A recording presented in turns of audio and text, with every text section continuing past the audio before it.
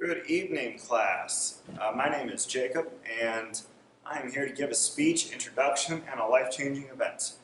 I am a student of Liberty University, and I like long walks on the beach. I like getting caught in the wait, no, that's the wrong speech. Ha! I'm just kidding. I like archery, I like photography, I like to write. I write a Christian blog. I'm an emergency chaplain. I volunteer for that.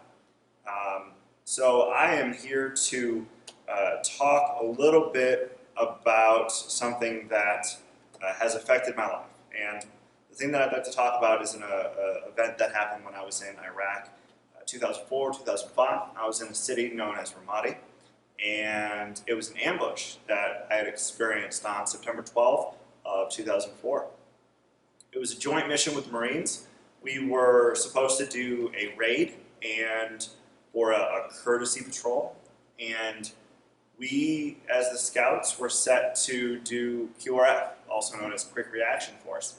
Our mission was to set up in an alley and wait for something bad to happen or wait for us to be relieved. And in the trip to get to that location, we never made it. The scouts were set to lead the convoy because we had to be in place before the mission started. So as second truck in line, I was the wingman truck of the first truck, and when we got to the fork in the road, you could go left or you could go right. Our mission took us to the right, and as we started off on the right-hand side, the truck in front of me called IED, IED, IED, which is an improvised explosive device. The mission parameters were, if you see an IED, you go 100 meters, you stop, you wait, you call the ordnance disposal, they come and they take care of it, and you move along your way. Unfortunately, that didn't happen. Before we were able to get 100 meters away, two more explosions happened, and as the truck in front of me disappeared in smoke and dust, the bullets started.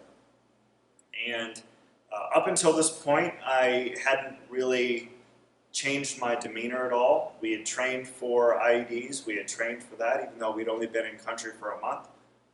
We hadn't experienced anything like that yet. So it was sort of happening before I realized what was exactly going on. And once the explosion happened and I couldn't see the truck anymore, I thought for sure they were destroyed. I thought they were gone. And the bullet hit my door. And when the bullet hit my door, I went from driving with one hand to two. And after that, everything got a little strange. I felt very warm, very comforted. It felt like there was something covering my hands. And when I was able to see the truck in front of me again, they were still rolling. And we ended up counting somewhere between 12 and 13 RPGs fired at us. By the time we got back to safety, the complete and total failure of my engine occurred. As soon as we got back to safety, I took my foot off the gas and the truck died. And it never started again for another 6 weeks by the time we finally got all the repairs done.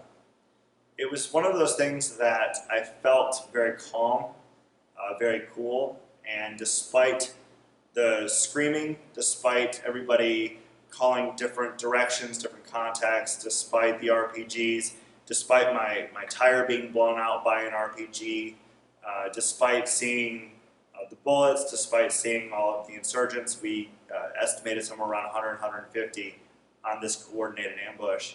Nobody got hurt. Everybody walked out okay, everybody was safe. And it was the thing that I think really changed my mindset about who God was. And I have no doubt that God sent an angel to guide us that day, to keep me calm, to show me the path of which way to go, to guide me. And it's in that I realized that no matter if we're in the valley or the highest mountaintop or in the meadow, God is with us, God is good, God is great. And it's in that I was able to really cement my faith. And I want to thank everybody for allowing me to share this, and I hope the very best for everybody in this class going forward. Thank you.